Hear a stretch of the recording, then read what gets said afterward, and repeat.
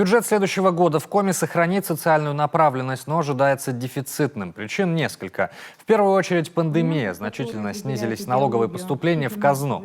Сейчас 87% доходов формируют у нас три вида налогов: на прибыль, на доходы граждан и на имущество предприятий.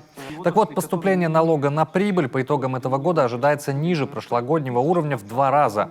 Дабы обеспечить сбалансированность, республике предстоит снизить расходы в 2021 году на более чем 7 миллиардов рублей, а в 2022 на миллиард меньше.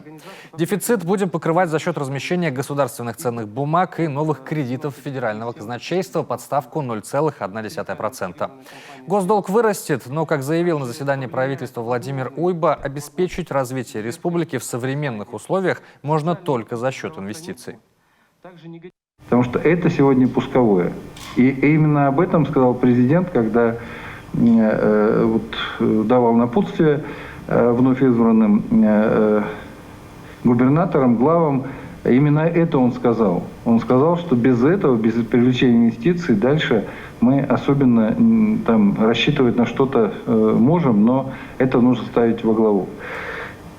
Поэтому здесь командная работа, как бы это ни звучало тривиально, ничего нового здесь нет. Каждый должен вложить свой вклад именно в развитие экономики республики на деле. И это касается и образования, и науки, это касается и здравоохранения, это не только касается это и культуры, да, в части туризма. Это не только те, от кого мы привыкли видеть промышленность, вот она точно что-то даст.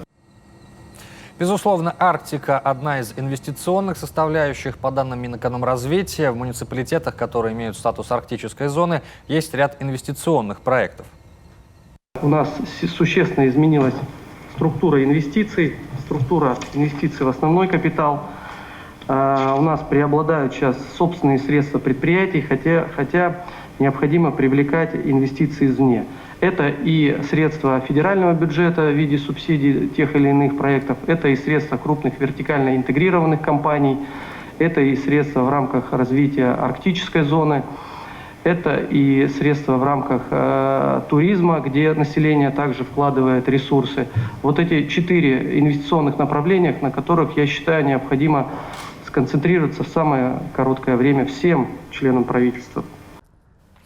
В Госсовет бюджет поступит не позже 1 декабря. Регион сохранит индексацию социальных выплат, стипендий, зарплат работников бюджетной сферы на уровне 4%. В рамках адресной инвестпрограммы на 3-летний период 62% расходов приходятся на соцобъекты. Это строительство республиканской инфекционной больницы, реконструкция радиологического отделения онкодиспансера, 3 школ в Усть-Куломском, Троицко-Печорском, Прилузском районах, социокультурных центров в Сыктывдинском и Карткировском районах. Кроме того, будет продолжено финансирование строительства автодороги Малая Пера и Райоли и Райоль-Каджиром с ежегодным объемом 1 300 000 000. И еще на принципах государственно-частного партнерства начнется реализация 4 новых социально значимых проектов в сфере образования.